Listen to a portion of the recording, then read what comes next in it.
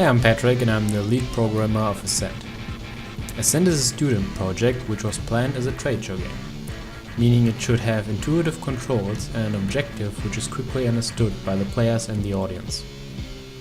In ASCENT there are two players, the destroyer who manipulates the track and creates objects on the track, and the player who tries to navigate the track, evading the obstacles while trying to stay on the track. Because if he doesn't, he dies and loses all his points.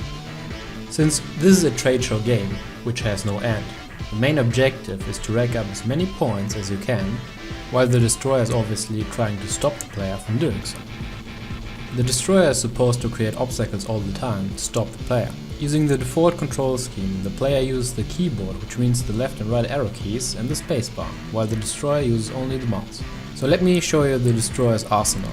Pressing and holding the right mouse button opens the destroyer's HUD. Here you can see 6 symbols which correspond to 6 abilities. 4 of them are obstacles. These are walls, sand, fire and wood. Letting go of the right mouse button selects an obstacle, which the destroyer can place on the track using the left mouse button. When the player collides with one of these obstacles, he loses health points, indicated by the bar on the bottom and its visual representation. The damage varies depending on what obstacle the player collides with and for how long, although collision with the wall destroys the player instantly.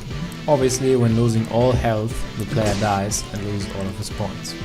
The other 2 abilities the destroyer has are track manipulation and creating wind. Both are limited to a short period of time.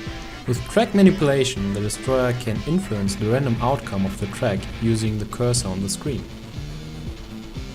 He can also create wind from the left or the right, which pushes the player to one side for the time being, making navigating the track much more difficult. The player can move using the arrow keys left and right to navigate, and he can also use the spacebar to trigger boost. It increases the speed, but it's also capable of destroying walls, so it's a risk you can take. By successfully destroying a wall, the player is rewarded with an extra 4000 points. Other obstacles reward the player with 400 points when leaving the screen. At the moment there is no AI taking over either player, so you really have to play 2-player. For the purpose of actually presenting this game at a trade show, there is also a GlovePie script enabling the usage of Wiimotes with this game. So that's it. Check out my blog and my Twitter for more projects in the future.